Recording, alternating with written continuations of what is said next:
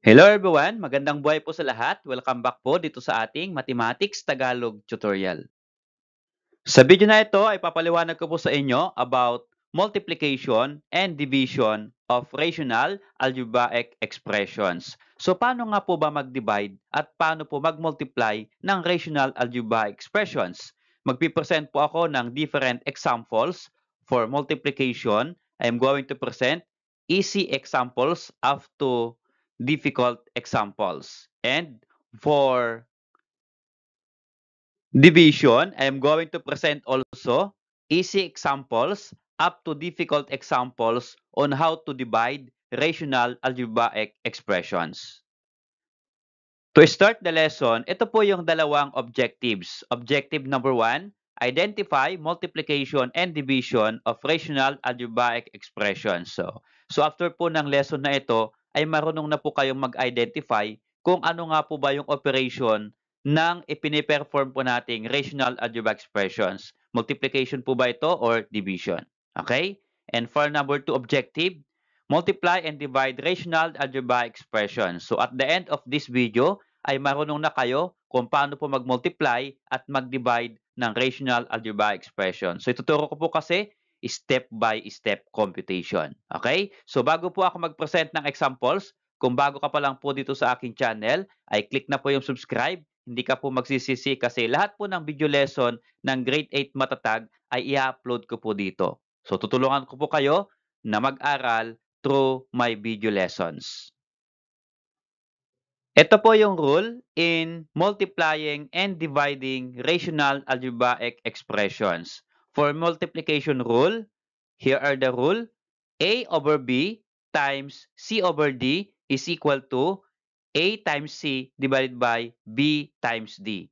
So yung operation po ng multiplication, ang ginagamit po natin ay hindi po X kasi yung X po dito ay magiging variable po yon. Kaya ang operation po ng multiplication is a point. Okay? So here, paano nga po ba mag-multiply ng rational algebraic expression? So yung rule po ay the same with multiplication of fractions. Okay? Again, ang rational algebraic expressions ay kapareho po ng fractions. Kaya kung ano po yung rule ng multiplying fractions, yun din po yung rule ng multiplying rational algebraic expressions. Okay? So ang rule po niya is, all you have to do is multiply numerator and then multiply denominator. Ganoon lang po kasimple. And then of course, at the end, reduce your answer to lowest term. Okay? And for the division of rational algebraic expressions, we have here A over B divided by C over D is equal to, okay, magiging A over B times D over C. So what happened? Bakit from division, ginawa pong multiplication? So here, yung first fraction po natin, A over B, just copy. And then yung ating pong denominator sa division, C over D, just interchange or exchange po yung numerator at denominator. So yung C over D, naging D over C. Binaliktad po, pinagbaliktad yung position ng numerator at denominator. And from division, go to multiplication. And then, for multiplication. Okay, kaya ito pong division connected po sa multiplication. Ano po? So, when you multiply two fractions or two rational algebraic expressions, then follow the rule of multiplication. So, A times D divided by sa denominators B times C. So, yun po yung rule ng multiplication and division of rational algebraic expressions.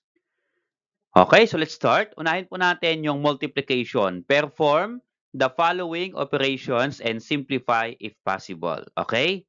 So here, unahin ko po sa easy problem or easy question. Ito lang po muna ay multiplication of fractions. Okay, so 2/3 times 1 over 5. So again, the rule of multiplying fractions or rational algebraic expressions is that multiply numerators. So here, we are going to multiply the numerators 2 times 1. And then, sa denominator naman is 3 times 5. Okay? So what is 2 times 1 sa numerator? That is equal to 2. And sa denominator, 3 times 5 is equal to 15. So here, 2 over 15. Can you divide 2 by 15? No. But can you reduce 2 over 15 to lowest term? No. Naka-reduce na po ito. Meaning to say, iyan na po yung ating final answer. Okay, so how about this number 2 example? We have 3y squared divided by x times 2x cubed divided by 6y. So how are we going to multiply? Ito nga yung number 2 example natin ay rational algebraic expressions. So ituturo ko po muna sa inyo yung long cut method. Ito po ay using factoring kasi ito pong numerators natin ay monomial, denominators ay monomial. So, to factor, madali lang pong i-factor. Yung numerator, ito po yon 3y squared, ito po, 3 times y times y, there are 2y. Then times again, okay, this one times 2x cubed. So, 2 have no other factors, 2 na lang po. And then x cubed, there are 3x. So, x times x times x. And then divide by to sa denominators naman, x times 6y. So, x times yung 6y, the factors can be 3 times 2. 3 times 2 is 6 and then yung isang y, kaya 3 times 2 times y. Okay, so factored out na po yung numerator and then denominator. So, all you have to do is you're going to cancel what is there in the numerator and also there in the denominator. So, here, may pareho po tayong 3 sa numerator and denominator. Okay, we can cancel 3. So, pwede lang po tayo mag-cancel again kapag ito po ay factors. Ano po? Kapag ang operation po between the numbers is multiplication. Okay, kaya pwede pong i-multiply yung 3 and then 3 dito. Then what next here? Y po ba ito? Okay, Y. So, meron pong Y sa numerator, meron pong isang Y din sa denominator. What else? Meron pa tayong natitirang dalawa sa denominator. So, meron po tayong Y, wala na pong ibang y po dito. Okay? Next po ay 2. So, meron po bang 2 sa denominator? Yes, meron po. So, dalawa po yung 2 natin. We can cancel 2. Okay? And then next ay x. Do we have x here? Yes, meron po pong isang x dito. So, we can cancel x. Okay, so this time, wala na pong variable and number sa denominator. Na-cancel out na po lahat. So, ano po yung natitira sa numerator? Ito pong y. Okay, bilugan ko. Isang y. And then, ito pong dalawang x. So, we have y times x times x. So, in short, if you're going to combine, y times x squared or yx squared. So, dalawa po yung x dito, kaya x squared. Okay, and y, isa lang po yung y. So, here, notice here, nauna yung y kaysa x, di ba? Kapag naglagay po tayo ng variable sa isang monomial, dapat follow natin yung alphabet. So, unahin po natin, pwede pong i-rewrite yon na pwede pong gawing x squared y. So, pwede lang pong pagpalitin. So, dapat po mauna yung x then followed by y. Pero pwede naman po itong sagot. Ano po? So, now you cannot simplify this one. So, this is our final answer. Okay, so how about this number 3 example? We have 5r plus 50 divided by r plus 10 times r minus 2 divided by 5. Okay, here, wala po tayong pwedeng i-cancel. Kasi po, meron po tayong operation na plus and then minus. Hindi po natin pwedeng i-cancel ito pong 5 at yung 5 sa denominator. Ano po? Kasi po, meron pong addition dito. So, paano po natin yan isi-simplify or i-multiply? Gawin lang po ito. Yung 5r plus 50, ito po ay meron po siyang common monomial factor. Kaya ang factors po ng 5r plus 50 is 5 times r plus 10. Ano po? So again, ano po yung common factor between 5 and 10? Pwede po ang 5. Ano po? So yung 5 po can be divided by 5 at yung 50 can be divided by 5. Ano po? So kapag kinuha po natin yung 5 na nakasama ng r dito, so r na lang po yung nasa loob. Ano po? For the binomial factor. Okay? So ito pong factoring ng common monomial factor ay nai-upload ko na po yung video. So marami po akong example doon kung hindi po nyo masundan kung paano po mag-factor nito. Okay? So next po sa denominator r plus 10, wala na pong ibang factors ito. Ano po? Kasi r ay isa lang, so hindi na po pwedeng i-factor. Okay? So just copy here sa denominator r plus 10. And then times, idugtong po natin itong r minus 2 divided by 5. Okay? So times here, r minus 2 divided by 5. Okay, so meron na po ba tayong pwedeng i-cancel na factors? Meron po. Notice here, we have r plus 10 and then r plus 10. So yan po ay pwede pong i-cancel as a whole. R plus 10, then r plus 10, then cancel. Bakit po? Kasi ang operation po ng r plus 10 sa numerator dito po, then yung 5 ay multiplication, kaya pwede lang pong i-cancel. Okay, what else na pwede po natin cancel? Ito pong 5 sa numerator at ito pong 5 sa denominator. Bakit? May nagtatanong, pwede na po bang i-cancel kahit nasa ibang rational expression? So, pwede po. Kasi yung multiplication na operation dito ay as factor din lang po yun. Kaya pwede pong i-cancel kahit nasa kabila pong rational expression. So, we can cancel 5 and 5 here. So, ano pong natitira dito sa ating expressions? Okay, expression rather. Ito lang pong r minus 2. So, therefore, our answer is r minus 2. Hindi na po pwedeng i-simplify ito pong expression na ito. Okay? Okay, so how about this number 4 example? We have n minus 1 divided by 8n squared times 8n squared divided by 6n cubed plus 48n squared. Okay. So here, paano po natin i-multiply?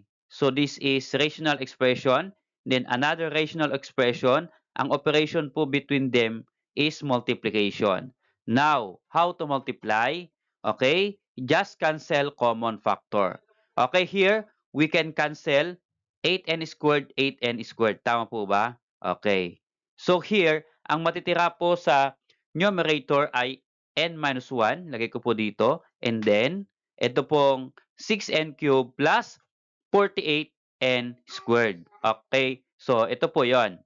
Now, yung n minus 1 ay wala na pong ibang factors. At yung 6n cubed plus 48n squared ay meron pa pong factors. So, may common factor sa variable na n at may common factor po sa 6 and 48 na numerical coefficient. Pero, yung n minus 1 ay wala na pong kagaya na factor dito po sa denominator. So, ito po ay simplified form na yan. So, yan na po yung ating final answer.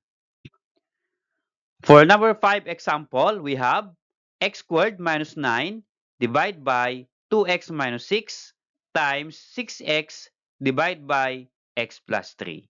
Okay, here, wala po tayong pwedeng i-cancel directly. So, kailangan mag-factor po tayo para meron po tayong i-cancel. Hindi po pwedeng i-cancel itong x and then x po sa denominator. Hindi po, kasi meron pong addition dito. Okay?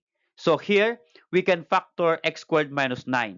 So, ito po ay factoring the difference of two squares. So, x squared is a perfect square and 9 is a perfect square. So, ang factors po niyan ay x plus 3 times x minus 3. Again, paano po ba nakuha itong factors na ito? So, meron po akong video lesson on how to factor x squared minus 9 or ang title po ay the difference of two squares. Okay? Then, sa denominator po, 2x minus 6.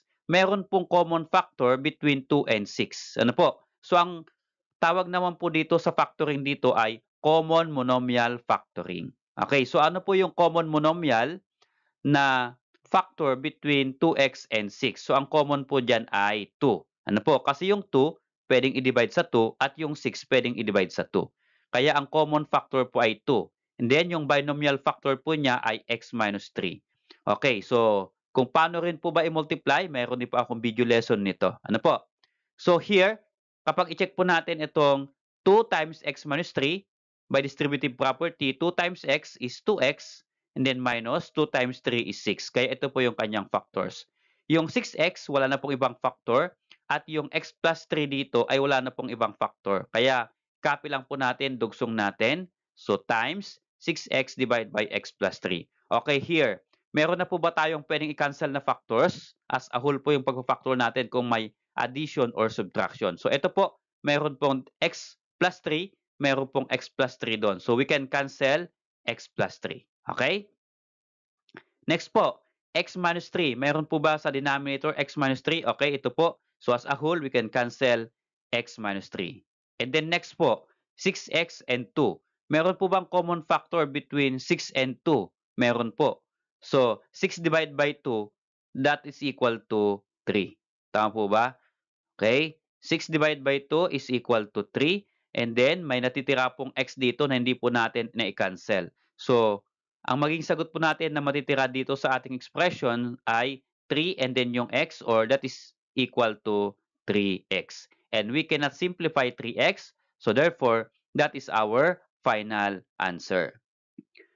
Okay, so how about for division? So how are we going to divide rational algebraic expressions? So here the direction is that perform the following expressions or operations rather and simplify if possible. Unahin ko po sa fractions. Again, fractions is a rational algebra expressions. Para maintindihan po yung rule on how to divide fractions or how to divide rational algebra expressions. So here number 1, 2/3 divide by 1/6. So, paano nga po ba mag-divide? Ganito lang po yon.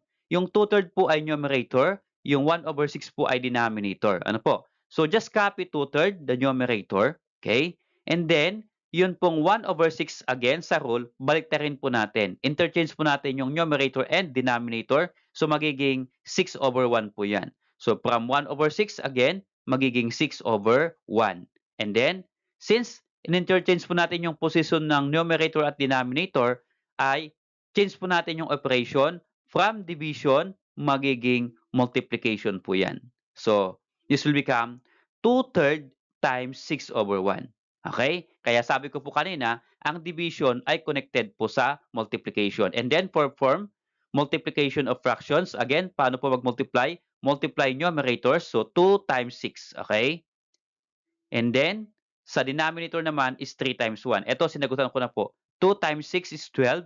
Then sa denominators, 3 times 1 is equal to 3. Now, kapag yung nakuha po nating fraction ay pwede pong i-simplify, then you are going to simplify or reduce to lowest term. Pag hindi naman po, then that is your final answer. Here, 12 divided by 3 can be simplified. So 12 divided by 3, that is equal to 4. Okay? At yung 4, ang yun na ang ating final answer. Okay, how about this number 2? Hindi na ito fractions. Okay? Hindi na numbers lahat. Ito po ay rational algebraic expression. So, ang operation po dito ay ito. So, this is division. So, here, ang rule, copy the numerator, yung first fraction, 3 divided by 28/b. Okay? This one. And then, baliktarin po natin itong denominator niya, 3/5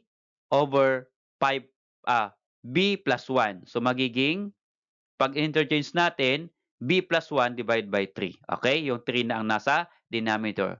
But, change the operation from division up to the multiplication. Okay?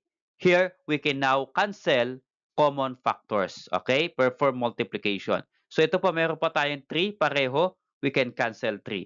So, again, kahit nasa kabilang rational expression, pwede pa rin i-cancel yan. Kasi, ang operation ay multiplication. Okay?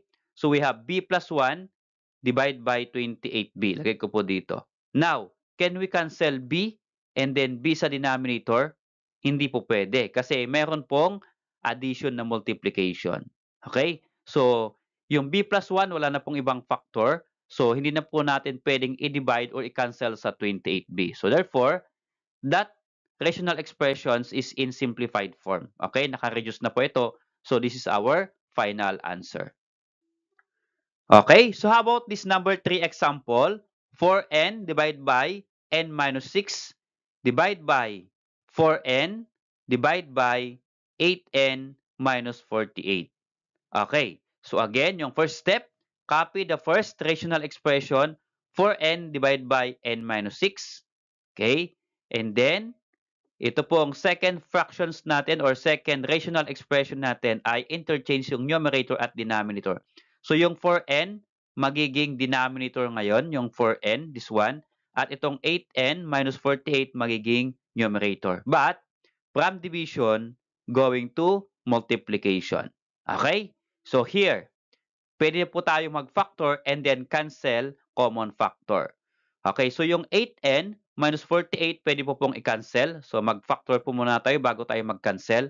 So yung 4n divided by n minus 6, wala na pong ibang factor ito. So ito lang po ang pwede nating i-factor. So 8n minus 48, ang factor po niya ay 8 times n minus 6. And then divide by yung 4n, wala na pong ibang factor. So again, baka magtanong na naman po kayo, paano po ba i-factor itong 8n minus 48? So again, ito po ay common monomial factoring. Ano po? So, the factors are 8 times n minus 6. Okay? So, kapag i-check natin using distributive property, 8 times n is 8n, then minus, we have 8 times 6, that is equal to 48. So tama po yung ating factors. Okay, so we can cancel now. Common factor, ito pong 4n, 4n. Pareho po sila, so we can cancel 4n. And then another one, we have factor n minus 6 at n minus 6 sa denominator. So pwede po natin yan i-cancel.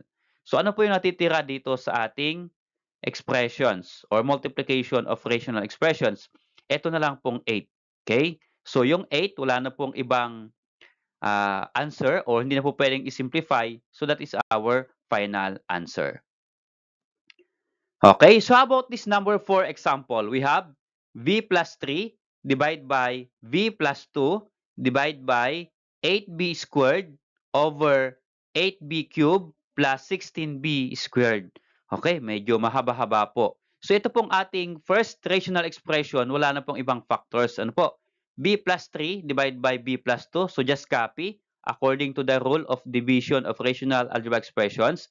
And then ito pong another fraction or another rational expression ay interchange po natin or ang tawag po diyan ay reciprocal. Okay. So get the reciprocal. Okay, pagpalitin natin yung 8b squared naging denominator at ito pong 8b cubed plus 16b squared naging numerator. But from division to multiplication. Okay, so now we are going to perform multiplication here. So copy lang po ulit natin itong b plus 3 divided by b plus 2. Hindi na po pwedeng i-reduce yan or i-simplify. Okay, or wala na pong ibang factor yan. Okay, here sa second rational expression, ito pong 8b cubed plus 16b squared, meron po yan factors. So ang factors po niyan ay 8b squared times b plus 2. Ito po yung kanyang factors. Ang tanong, baka may magtatanong na naman po kung paano po naging ganito po yung kanyang factors. So again, meron po akong video on how to factor polynomials with common monomial factor. Pero check po natin kung tama yung factors natin by distributive property. 8b squared times b. So yung b squared times b, b cubed po yan. Okay? And then 8 times 1, numerical coefficient of b dito, 8 times 1, that is equal to 8. So correct po tayo sa first term. How about sa second term? 8 times 2, that is 16. Okay? And then yung b squared, kaya may b squared po dyan. So tama po yung ating factors here. And then divide by yung 8b squared, hindi na po pwedeng i-factor yan. Okay, so meron po bang common factor? Meron po. 8b squared, 8b squared. Bakit pwede pong i-cancel? Kasi ang operation po dito ay multiplication. Okay, so we can cancel 8b squared. Meron pa po bang pwedeng i-cancel as a factors? Okay, meron po. So we have b plus 2. Meron din po tayong b plus 2 sa denominator. So we can cancel b plus 2. Okay, so meron pa po bang pwedeng cancel? Wala na po kasi wala nang natira sa denominator. So ang matitira po sa numerator ay ito pong b plus 3. Therefore, that is our final answer. Okay, so let's try. If you understand the lesson, perform this activity. So perform the operation and simplify if possible. So dalawa lang po yung bibigay kong questions. For number 1, 6 over x times 8 over y. So ito po ay multiplication. At yung number 2, ito po naman po ay division. Okay? So kung nakaabot ka po sa video na ito, try mo pong i-post yung video na ito at sagutan po ninyo. At kapag mayroon po kayong sagot, baka pwede naman pong i-share by comment in the comment section. Okay, paki-comment lang po yung inyong sagot. Check po natin kung tama. Salamat sa panood mga anak. Kung natuto ka sa video na ito at nagustuhan mo, baka pwede mo naman pong i-click yung like and then subscribe na rin kung bago ka pa lang po dito sa aking channel.